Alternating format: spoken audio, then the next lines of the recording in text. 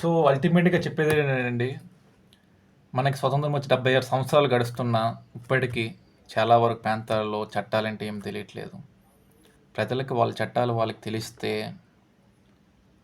వాళ్ళు సొంతంగా వాళ్ళు పరిపాలించుకోగలరు. అంటే వాళ్ళకి తెలిస్తే చాలామంది ఏజెన్సీ ప్రాంతాల్లో వాళ్ళకి చట్టాలు తెలియట్లేదు.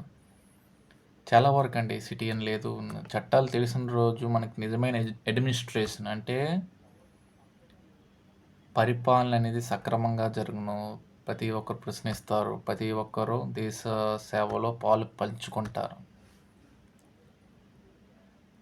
సో ఇంకోటి మనం నేర్చుకుందాం. ఇండియాలో గవర్నమెంట్ చూసుకుందాం. మనది ఇండైరెక్ట్ డెమోక్రసీ అంటే పరోక్ష ప్రజాస్వామ్యం. మన ప్రజాస్వామ్యం కోసం మనము తెలుసు అందరికీ. డైరెక్ట్ డెమోక్రసీ ప్రత్యక్ష ప్రజాస్వామ్యం స్విట్జర్లాండ్ అనే గవర్నమెంట్ కోసం మనం చేసుకుందాం. స్విట్జర్లాండ్ దేశంలో మనలాంటి డెమోక్రసీ, కాకపోతే డైరెక్ట్ డెమోక్రసీ. అక్కడ ఎట్లా ఉంటుందంటే, ఇక్కడ మన దేశంలో మన ఎన్నుకునే నాయకులు 5 సంవత్సరాలు పాలిస్తారు మనల్ని. కానీ అక్కడ అట్లా ఉండదు. ప్రజలే ఎన్నుకుంటారు.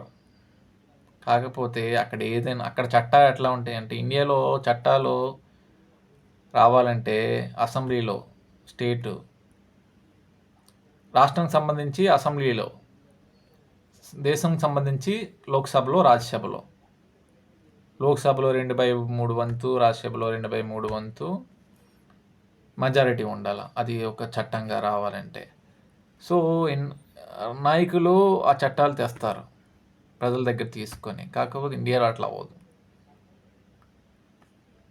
ఇలా చట్టాలు వస్తాయి. కాకపోతే అక్కడ స్విట్జర్లాండ్లో ఎట్లా ఉంటుందంటే, ఇండియా స్విట్జర్లాండ్కి మెయిన్ అదే తేడా. అక్కడ అందుకోసమే డైరెక్ట్ డెమోక్రసీ. అక్కడ ప్రజలకి చట్టాలు ఇష్టమైతే ఆ చట్టాలే తెస్తారు. ముందుగా ఈ చట్టం తెచ్చే ముందు ప్రజల ఒపీనియన్ తీసుకుంటారు.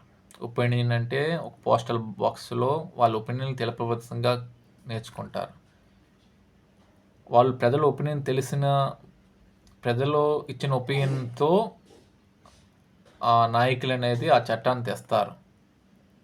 సో ఒకటి పరిపాలన బాగలేదనుకోండి, అక్కడ వెంటనే పరిపాలన తీసివేస్తారు. సో అందుకోసమే Switzerland the best government in the world. అందుకోసం దాన్ని ప్రత్యక్ష ప్రజాస్వామ్య దేశం అని అన్నారు స్విట్జర్లాండ్.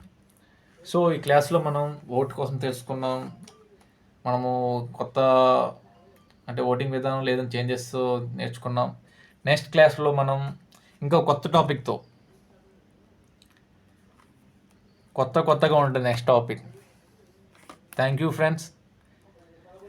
అండ్ నచ్చితే సబ్స్క్రైబ్ చేయండి, షేర్ చేయండి. Thank you.